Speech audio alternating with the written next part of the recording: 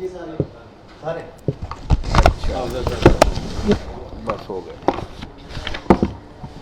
यहाँ उपस्थित press media और इलेक्ट्रिक मीडिया के सभी पत्रकार बांधवों को मैं प्रहलाद दामोदर दास मोदी स्वागत करता हूं। अभी हमारे all India fair price shop dealer federation के जनरल सेक्रेटरी श्री ने आपके सामने जो हमारी बातें रखी, उसी बातों पर मैं कुछ प्रकाश उजागर करने का प्रयत्न कर रहा हूं।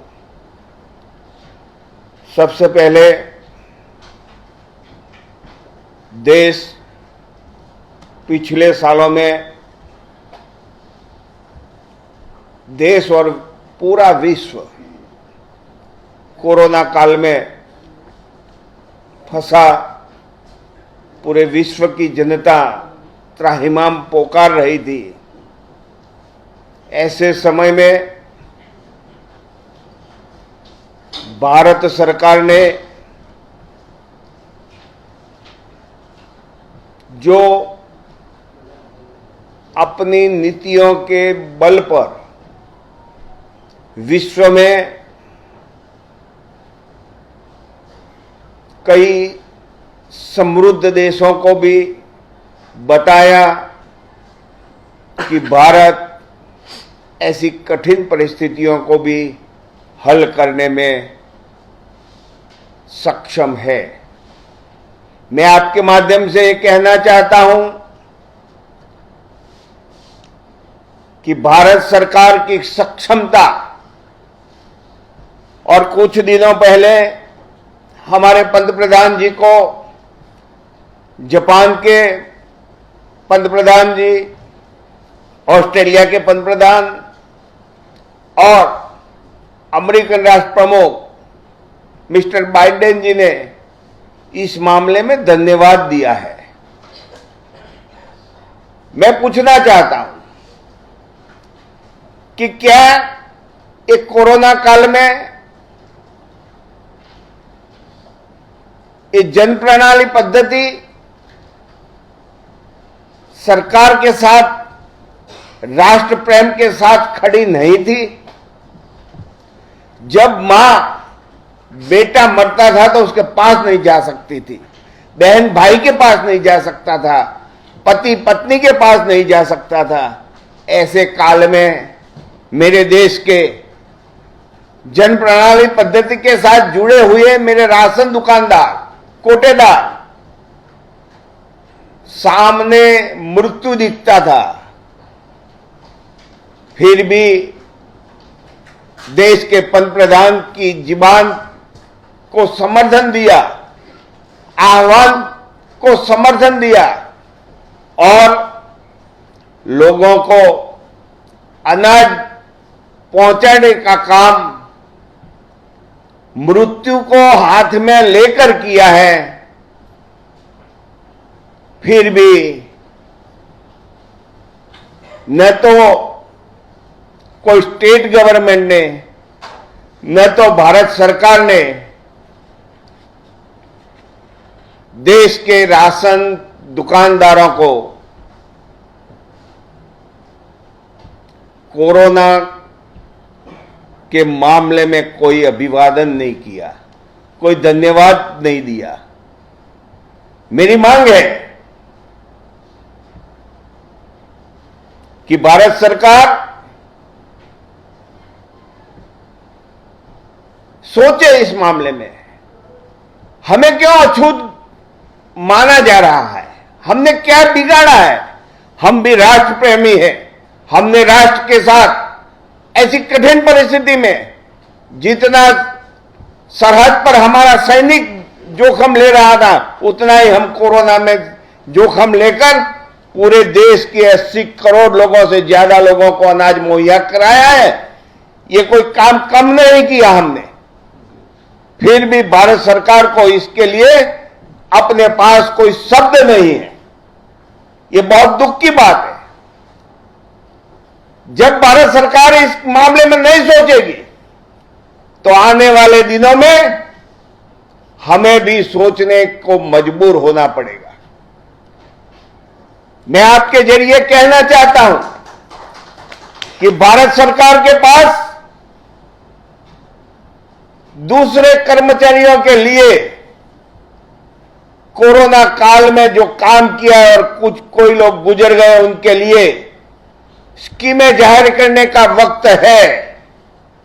तो मेरे राशन दुकानदार ने क्या ये देश में राष्ट्रभक्ति का काम नहीं किया? अरे मैं इतना कहना चाहता हूं कि हेल्थ के कर्मचारियों ने जो काम किया है वो सरकार की पीपीई किट पहन के काम किया है। सरकार ने जो दिया है उसका उपयोग करके किया है। मेरा राशन दुकानदार ऐसी परिस्थिति में न तो उसको सरकार ने पीपीई की किट दी है, न सैनिटाइजर दिया है, और सामने मृत्यु लेकर जो खड़ा था उसमें हजारों लोग आते थे, उसमें कोई कोरोना ग्रस्त भी आता था। और इसी के कारण सरकार की इज्जत बढ़ाने का जो काम किया है, इसीलिए मैं आज आपके माध्यम से इस प्लेटफॉर्म से मैं मांग करता हूं कि भारत सरकार हमारे लिए भी आगे की रणनीति बनाए, सोचे। जो दूसरे कर्मचारियों को जितना मुआवजा है कि भारत सरकार के हम कर्मचारी नहीं है, हम कमीशन एजेंट है। भारत सरकार हमको कमीशन देती है। हमारी आज मांग है कि इनकम टैक्स में बदलाव लाना चाहिए। आज मेरे राशन दुकानदार को कम कमीशन देती है भारत सरकार, स्टेट गवर्नमेंट, फिर भी 5% टीडीएस काटती है। ये बंद होना चाहिए, परिवर्तन लाना चाहिए, इनकम टैक्स के कानून में परिवर्तन लाना चाहिए और हमारे टीडीएस कपात जो हो रहा है उसको बंद करना चाहिए। मेरी बहुत महत्व की बात है, 1 रुपया देती है, घोषित करती है और फिर मिलता है हमें 95 पैसे, पूरा 1 रुपया भी नहीं मिलता है। ये परिस्थिति का बदलाव होना चाहिए। हमारे भाई साहब ने बताया कि हमारी मांग है हमें पगभर होने के लिए एलपीजी गैस डिस्ट्रीब्यूटर सिस्टम के अंदर सम्मिलित किया जाए। हमारी मांग है कि हम डिस्ट्रीब्यूटर जो है, जो एजेंट है कंपनियों के, उनको बंद करना नहीं चाहते। हम पीडीएस कंट्रोल एक्ट के जरिए काम करते हैं देश में, और गैस डीलर भी पीडीएस कंट्रोल एक्ट के जरिए काम करते हैं। उसका पिता है भारत सरकार। पीडीएस कंट्रोल एक्ट भारत सरकार का है। एक ही एक्ट के जरिए 2 बेटे काम करते हैं, एक राशन दुकानदार और एक dealer, gas dealer. Gas dealer महीने का लाखों रुपया कमाता है और दूसरा बेटा अपाहिज बनकर दौड़ता है, शरीर को खींचता है, मां मुसीबत से काम करता है। उसमें परिवर्तन लाना चाहिए। उसके लिए मैंने भारत सरकार को लिखा भी है, पहले भी बताया है कि पहले मिट्टी के तेल में 2 पद्धति थी, होलसेल और रिटेल। जो डीलर था वो होलसेल करता था और राशन दुकानदार और दूसरे लाइसेंसदार वो रिटेल करते थे, उसका कमीशन बांटा गया था। हम भी आज मांग करते हैं कि हमारी सद्धरता के लिए हमें गैस डिस्ट्रीब्यूटर में शामिल किया जाए।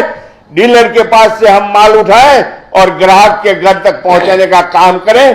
कमीशन में हमारी बंटवारी करके ये काम हमें सौंपा जाए। साथ में हमारी ये भी मांग है कि भारत सरकार जीआर बनाए कि होलसेल डीलर रिटेल काउंटर नहीं कर सके, तो ही हमारी बात खड़ी रहेगी। इसके पीछे भी मेरी बात है, गुजरात के अंदर कॉमर्शियल गैस बेचने की एक हमें छूट मिली थी। तो मेरे राशन दुकानदार मेहनत करते थे, कोई 500 सिलेंडर महीने का, कोई 1000 सिलेंडर बेचता था, लेकिन उसको अवलंबित था डीलर के पास। तो डीलर जो कमीशन उसका आधा हमारे पास आता था वो ना आए, तो हम जो ग्राहक के नाम उसको देते थे उसके लिए उठाने के लिए वो डायरेक्ट हो जाता था। इसलिए मेरी मांग है कि डीलर रिटेल कर न सके ऐसा पाबंदी होना चाहिए। तो ही हम एजेंट जो कंपनी के डीलर है, डायरेक्ट कंपनी से उठाने का जिसको अधिकार है, वो लोग रिटेल काउंटर नहीं चलाए और ये काम हम करें, तो मेरा राशन दुकानदार मैं मानता हूं सद्दर हो जाएगा, उसके घर का खर्च के लिए चिंता नहीं रहेगी। और इसके कारण आज जो सरकारी बाबू बोलते हैं ना कि कुछ माल इधर उधर होता है, ये माल नहीं होगा, क्योंकि उसको भी पेट की रोटी मिलेगी तो करेगा नहीं। ये बाबू बोलते हैं, हम नहीं बोलते, हम तो करते ही नहीं है, सरकार कराती है तो करते हैं।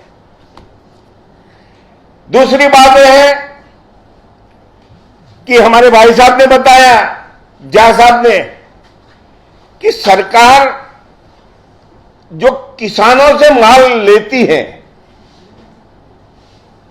उसमें भी हमारी हिस्सेदारी करो, हम मेहनत करेंगे, हम भी कलेक्शन करेंगे, किसानों से कलेक्शन करके हम आपको माल भेजेंगे, उसमें भी हमारी भागीदारी करो, तो भी मेरा राशन दुकानदार सद्धरता पर आ जाएगा, उसको गलत करने की जरूरत नहीं पड़ेगी। रास्ते बहुत है।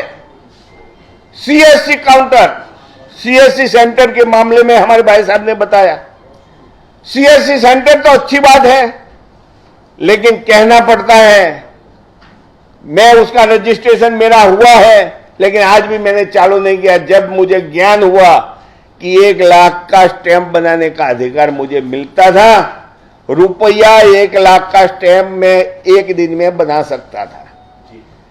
1 लाख रुपया एडवांस मुझे जमा करने का, और उस पर मैंने जब पूछा कि कमीशन कितना मिलेगा, तो हमारे सीएससी काउंटर के जो अधिकारी थे, उसके ऑफिसर, उन्होंने बताया था उसमें 1 पैसा कमीशन नहीं मिलेगा। ये विपरीत बात थी, मैंने उसका विरोध किया। आज भी रजिस्ट्रेशन होते हुए भी मैं एक काउंटर नहीं चलाता। मेरी मांग है हमारा कमीशन पक्का किया जाए, सीएससी सेंटर में कमीशन पक्का किया जाए। 1 लाख रुपया एडवांस रोक के, कागज मेरा, मशीनरी मेरी, और न मिले हमें एक भी पैसा, फिर हम क्या करेंगे? फिर बोलेंगे चोरी ही करो, तुम चोरी ही करो। जहां कानून से हमें 1 पैसा नहीं मिल रहा है, हम ग्राहक से 10 रुपए मांग लेंगे तो चोरी होगी, फिर हमारे पास पर कानूनी कार्यवाही होगी, फिर भागीदारी होगी कार्यवाही में से निकलने के लिए। तो ये जो सरकार जो करने जा रही है, उसमें हम सीधा रास्ता बताते हैं कि इसमें हमारी आमदनी तय की जाए, हमारा कमीशन तय की जाए, तो ही ये बात सीएससी काउंटर अच्छी तरह से देश में चला सकेंगे और हर दुकानदार चलाएगा। आज भूखे मरने के दिन है राशन दुकानदारों का, उस वक्त में उसको आमदनी मिलेगी, वो करेगा। नहीं करता है, सफल नहीं हुआ है, क्योंकि उसमें कई किस्सों में पैसा नहीं है, खाली मजदूरी है। इसीलिए मेरी मांग है कि सीएससी काउंटर के लिए जो भारत सरकार ने सोचा है, हमारे देश के all India fair price dealer federation के गणमान्य जो लीडर है उनके साथ बैठक करें और उसकी नई नीति घोषित करें, ये हमारी मांग है। हमारे भाई साहब ने जो बताया कि हमारा हैंडलिंग लॉस तय किया जाना चाहिए, एफसीआई से जो स्टेट गवर्नमेंट को माल दिया जाता है वहां हैंडलिंग लॉस हिसाब में लिया जाता है। पेट्रोल में हैंडलिंग लॉस है, डीजल में हैंडलिंग लॉस है, लेकिन जब से कंप्यूटर पद्धति शुरू की है तब से हमारा ये शोषण सरकार ने शुरू कर दिया है। हम 1 क्विंटल में से 5 ग्राहक को देते हैं, अलग अलग ग्राहक को देते हैं। उसका हैंडलिंग लॉस होने वाला ही है, गिरने वाला है, बिगड़ने वाला है। तोल लेंगे समय जब हम तोल करते हैं तो अलग अलग तोल करते हैं, तो आप घर पे करोगे तो भी होता है। भारत सरकार ये स्वीकार करती है कि आपको हैंडलिंग लॉस मिलना चाहिए। हमारे जनरल सेक्रेटरी ने बहुत मेहनत की, भारत सरकार ने घोषित भी किया है, लेकिन उसने एक दूसरी बात भी रखी कि ये पक्का करने की जिम्मेदारी गुजरात सरकार, महाराष्ट्र सरकार, उड़ीसा सरकार, यानी स्टेट गवर्नमेंट पर छोड़ दिया। तो स्टेट गवर्नमेंट न तो भारत सरकार की सुनती है कुछ बातों में, वो अपनी मनमानी करती है और हमें मारने का काम शुरू हुआ है। इसीलिए हम भारत सरकार से मांग करते हैं कि आपने जो स्वीकार किया है उसका अमल कराने का काम भारत सरकार करे जल्द से जल्द। ये हमारी मांग है, महत्व की मांग है। आज हजारों टन, लाखों टन अनाज हमारे जरिए बिकता है और हमें लॉस। ये कैसी बात है? देश के अंदर कुबेर भंडारी कुबेर भर के बैठा है, लेकिन उसका वाणोत्तर भिखारी भिखारी है। ये नहीं होना चाहिए और इसीलिए हम सब ने 8 तारीख को all India fair price of dealer federation की बैठक हुई। उसमें तय किया है कि हम हमारी बातों के मामले में आगे बढ़ रहे हैं और इस बातों में भारत सरकार यदि कोई पॉजिटिव निर्णय नहीं करेगी तो हम 4 जुलाई, 8 जुलाई और 18 जुलाई को हर स्टेट में ब्लॉक लेवल, डिस्ट्रिक्ट लेवल और स्टेट लेवल पे आवंटन देंगे। उसके बाद 2 अगस्त को बड़ी मात्रा में पूरे हिंदुस्तान के राशन दुकानदार के साथ जुड़े हुए जितने भी कर्मचारी हमारे हैं वो सबको लेकर पार्लियामेंट घेराव की कूच करने वाले हैं। ये हमारा आखिरी निर्णय है। इसको रोकने के लिए सरकार को आगे आना चाहिए और ये सब जिम्मेवारी भारत सरकार की रहेगी। हमें मजबूरन ये करना पड़ता है। हम गांधी जी ने जो दिया है उस मार्ग पे आगे बढ़ने को जा रहे हैं। आज आप लोग यहां आए, इसलिए बहुत बहुत धन्यवाद। Thank you. अच्छा, महाराष्ट्र से कमेंट आइए आपके लिए।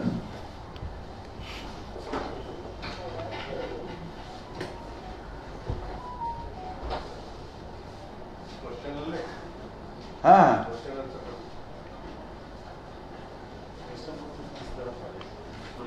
एक मिनट, आप बैठिए, उधर बैठिए।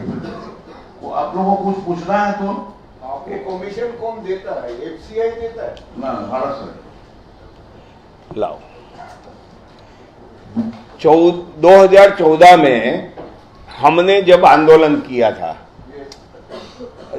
2014 में हमने आंदोलन किया, उसके बाद तब हमारे पुरवठा मंत्री पासवान जी थे और पासवान जी के साथ हमारी बैठक हुई। तब फूड सेक्रेटरी के साथ भी बैठक की। तब पहली दफे भारत सरकार ने तय किया कि कमीशन भारत सरकार देगी, तय करेगी। उसमें आधा कमीशन भारत सरकार देगी और आधा स्टेट गवर्नमेंट देगी। डोर स्टेप डिलीवरी के मामले में भी भारत सरकार से हमारा निर्णय हुआ। जितना खर्चा डोर स्टेप डिलीवरी का तय हुआ उसमें आधा भारत सरकार देती है और आधा स्टेट गवर्नमेंट देती है। आप एक मिनट, एनी अदर? सर, आप बोल रहे थे कि आप लोग चाहते हैं कि इसमें इंटरवेन करे भारत सरकार।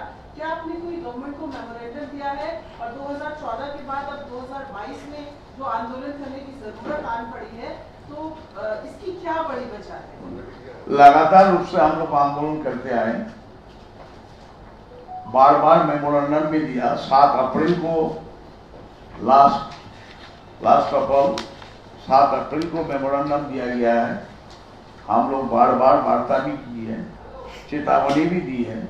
आज आखिरी मंथ में आके हम लोग घोषणा कर रहे हैं, हम लोग को जुलाई महीना में और कल्मिनेशन 2 अगस्त को दिल्ली में आके करेंगे। वो आपको हमारा जो आंदोलन की कार्यसूची आपको दिया गया है। और एनीबॉडी हमारे को ऑनलाइन में क्वेश्चन आ रहा है, बोल रहा है आप लोग स्टाफ के लिए सैलरी की मांग क्यों नहीं कर रहे हैं? स्टाफ के लिए सैलरी, आपके स्टाफ के लिए? हाँ, स्टाफ के लिए सैलरी हमारे कमीशन नहीं मिल रहा है। हम कैसे हम दूसरे के लिए मांगेंगे? मेरे ही को नहीं मिल रहा है। Any other point? দাদা একটা প্রশ্ন আছে, হ্যাঁ। আপনারা একটা ইন্টারেস্টিং পয়েন্ট বলেছেন যে পাট যদি পাটের জিনিস না হয়, বস্তা না হয়, তাহলে আপনারা তুলবেন না। এটা কি অর্জুন সিং এর যে আন্দোলন তারপরে একটা অনুপ্রাণিত হয়ে আপনারা এরকম করছেন? না না না, অর্জুন সিং এর ব্যাপার কোন সিং এর ব্যাপার না। এটা হলো রেশন দোকানদারদের ব্যাপার। অর্জুন সিং একটা এলাকার মেম্বার অফ পার্লামেন্ট, এটা সারা দেশের আন্দোলন। অর্জুন সিং এর কোনো প্রশ্ন নেই। এটা প্রায় 850 যে এমপি আছে ভারতবর্ষের রাজ্যসভা লোকসভা, তাদের পুরো এলাকার আন্দোলনের কর্মসূচি অল ইন্ডিয়া ফেডারেশন করছে। এটা অর্জুন সিং এর সাথে কোনো সম্পর্ক নেই। আমরা বারবার প্লাস্টিকের বস্তা মালকে আমাদের লোকসান হচ্ছে বলে আমরা বাধ্য হয়ে আন্দোলনে যাচ্ছি। प्रहलाद मोदी जी, आपने ये एक मिनट और दूसरे कोई है? मैं ये बोलना चाह रहा हूँ आपसे, एक मिनट। आपने बहुत अच्छा चीज बताया है। I got the point and the discrepancies बहुत है। Now the question is where you thinking, Hindi में बोलो, मैं तो बहुत कम पढ़ा हूँ। जो चीज आप सोच रहे हैं, पासवान जी जो चीज सोचे हैं, why they are not follow up on this things? ये पीयूष गोयल का मंत्रालय, ना ना तो चल रही है। एक मिनट उनको बोलने दीजिए ना। पासवान जी के साथ जो चर्चा हुई थी उसका तो अमल हो चुका है, लेकिन कमीशन उस टाइम तय हुआ वो कम था। कम था तो अभी आपको 14 से लेकर 22 तक जो 8 नहीं, हम मांग रहे हैं ना, हम मांग रहे हैं। वो तो बासु जी ने बताया ना। बीत जाने के बाद आपको याद आया है कि जो पीयूष गोयल को अभी धक्का देना जरूरी नहीं नहीं नहीं, हमें किसी को थप्पा देना जरूरी नहीं है। हम हमारे मांग के लिए भारत सरकार के साथ, भारत की सरकार की नीतियों के साथ लड़ रहे हैं। ठीक है, थैंक यू। ओके। एनीबॉडी और कोई?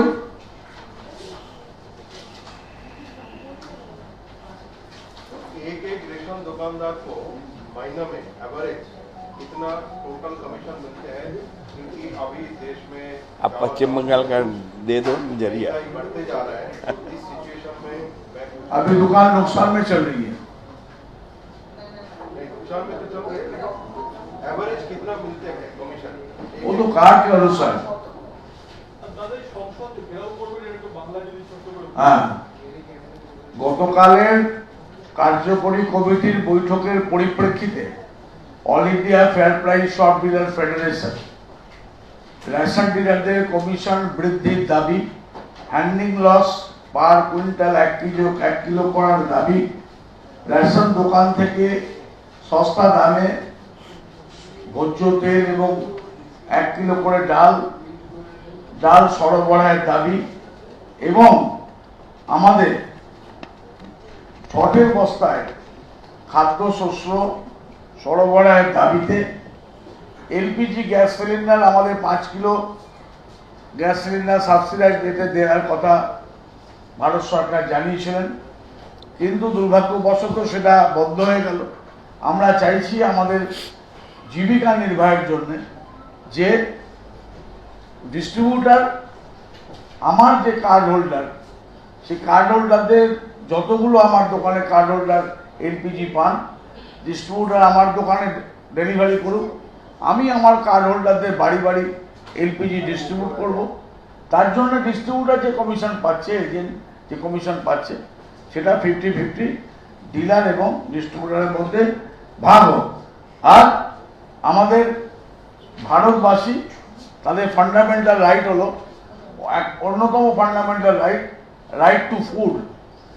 পশ্চিমবঙ্গের মডেলে, আমাদের পশ্চিমবঙ্গের মডেলে সকলের জন্য খাদ্য, সকলের জন্য বিনামূল্যে রেশন সেই রেশন যাতে সারা ভারতবর্ষে পশ্চিমবঙ্গের আদলে এটা ইমপ্লিমেন্ট করা যায়, এই দাবিতে আমরা জুন মাসের মধ্যে যদি আমাদের এই দাবিগুলো নিয়ে ভারত খাদ্য মন্ত্রণালয়, ফুড মিনিস্ট্রি বা ভারত সরকার না ভাবেন, আমরা জুলাই মাস ভর আন্দোলনে নামবো। 4 তারিখে আমরা ব্লক লেভেলে, 11 তারিখ আমরা সাব ডিভিশন লেভেলে এবং 18 তারিখ আমরা স্টেট রাজ্যের সমস্ত রাজ্যের রাজধানীতে এবং সর্বোপরি 2রা অগস্ট আমরা আন্দোলনে আসবো দিল্লিতে। 5.5 লক্ষ রেশন দোকানদার, তাদের পরিবার, তাদের কর্মচারী, তাদের পরিবার, প্রায় আমরা আশা করছি যে 15 লক্ষ লোকের জমায়েত নিয়ে আমরা লালমেলা ময়দান থেকে, যেটা দিল্লির ইতিহাসে হয়নি, সেটা রেশন দোকানদার সেই ইতিহাস রচনা করবে 2রা আগস্ট। এবং আমরা পার্লামেন্ট ঘেরাও অভিযান করব, পার্লামেন্টে পার্লামেন্ট র্যালির মাধ্যম দিয়ে, এবং মাননীয় প্রধানমন্ত্রী শ্রদ্ধেয় নরেন্দ্র মোদীর কাছে আমরা ডেপুটেশন দেবো। हाँ माराठी में मेरा एक छोटा क्वेश्चन है हाँ। प्रहलाद भाई जी से। हाँ। आपने जो बोला है कि कोरोना के टाइम मौत देखते हुए भी जैसे काम किया है, और आपने बैठो आप। इंडिया का जो प्रोग्राम है NHS से, वो आप कार्यान्वित कर रहे हैं। उसको बैठे नहीं। तो अगर गवर्नमेंट ऑफ इंडिया आपका नाम माने, आप क्या NHS से जो इम्प्लीमेंट कर रहा है वो बंद कर देंगे, स्ट्राइक में चला जाएंगे? अभी तो हम ये प्रोग्राम दे रहे हैं, वो प्रोग्राम के जरिए आगे बढ़ेंगे, फिर सोचेंगे, हमारी कमेटी सोचेगी। मुझे तो सोचने का है, पूरी कमेटी को सोचने का है।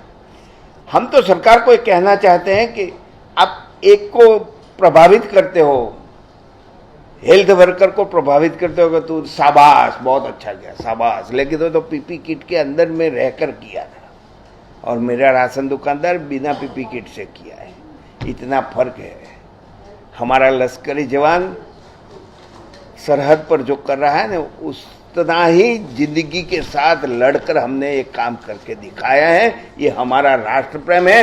हमारी तो मांग है कि हमको आप स्वीकारो, हमको अछूत मत मानो।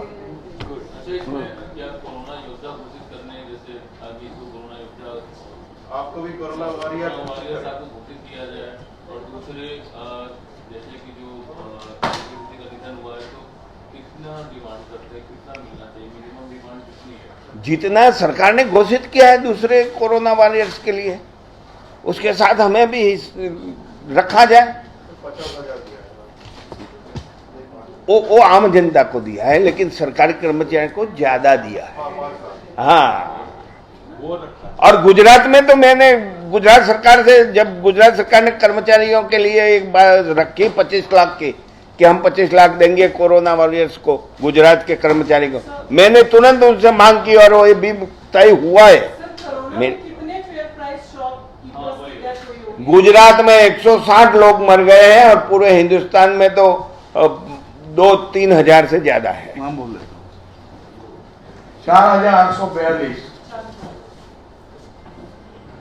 4,842। No compensation, nothing. No compensation, only Gujarat.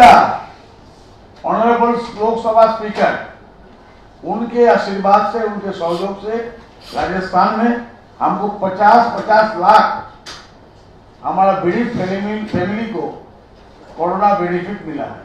Gujarat में 25 गुजरात लाख। में 25 लाख। अब पश्चिम बंगाल में किसी हालत से मौत हो, किसी कारण से, उनको 2 लाख। आप लोग चाहते हैं सेंट्रल लेवल पे होना चाहिए? सेंट्रल लेवल पे घोषित होना चाहिए। लाओ ना। और हमारी बात ये है कि ये जब कोरोना के कारण जिसका मृत्यु हुआ है, गुजरात में आज परिस्थिति ऐसी है, 160 में से कुछ लोगों को मिला है, बाकी का की फाइल चलती है, क्लियरेशन चलता है। तो जब डॉक्टर का सर्टिफिकेट है, सिविल सर्जन का सर्टिफिकेट है, कोरोना से उसका मृत्यु है, फिर दूसरा क्या ढूंढने का बाकी है। ये प्रथा बंद होनी चाहिए और तात्कालिक देना चाहिए। गुजरात में ऐसी बात थी कि हमारे जब कोरोना के लिए हमें बुलाया गया कि ये काम करने का है, वो काम करने का है, तो हमने सैनिटाइजर और पीपी किट की मांग की थी। तब हमें बताया पीपी किट तो नहीं दे सकेगी सरकार, लेकिन सैनिटाइजर के 500 कार्ड वाले जहां है वहां 500 रुपया और 1000 कार्ड वाले का 1000 रुपया, उससे ज्यादा होगा तो भी 1000 रुपया मिलेगा, ऐसा हमको बताया हर दुकानदार के लिए। और बाद में बताया कि उसका बिल लाओ। पूरे देश में जब लॉकडाउन था तो कौन बिल देगा? कोई बिल दे सकता है? इसीलिए हम आपके पास आए कि आप इसके बात को उजागर करो कि जब लॉकडाउन था और कहीं से भी दुकानदार ने माल लाया है, घर से लाया, उसके दुकानदार के पास से हाथ जोड़ के लाया, उसका काम निपटाया, तुम्हारी इज्जत रखे, आज तुम बिल मांगते हो। और इसके कारण सैनिटाइजर के पैसे आज भी मिले नहीं है गुजरात में। कहीं भी नहीं। हाँ, गुजरात में तो घोषित किया था, फिर भी नहीं दिया, फिर नाटक किया कि बिल लाओ। कई जगह तो ऐसा केस बने हैं, पुलिस ने एफआईआर कर दी है, दुकान में माल बेचते पकड़ा है तो लॉकडाउन में। इससे थोड़ा सा अलग अलग सवाल है। हाँ मोदी जी के 8 साल पूरे हो गए हैं हाँ। केंद्र में, तो उसको किस तरीके से देखते हैं? राशन के जरिए मैं इतना ही कहता हूं कि यूपीए सरकार को सुप्रीम कोर्ट ने कहा था कि माल बिगड़ रहा है तो मुफ्त दो, लेकिन नरेंद्र मोदी ने बिगड़ने नहीं दिया। लोगों का स्वास्थ्य सुधारने के लिए जो माल दिया, इसके लिए धन्यवाद है। मराठी में 2 minute Chandrakant, only for 2 minute बोला रे बहुत है। आमच्या केंद्रीय संघटनेनं देशव्यापी जे उनको आंदोलन पूछने दीजिए, आपको भाषण नहीं। आप एनी क्वेश्चन मराठी? खाली आंदोलन घोषणा केली।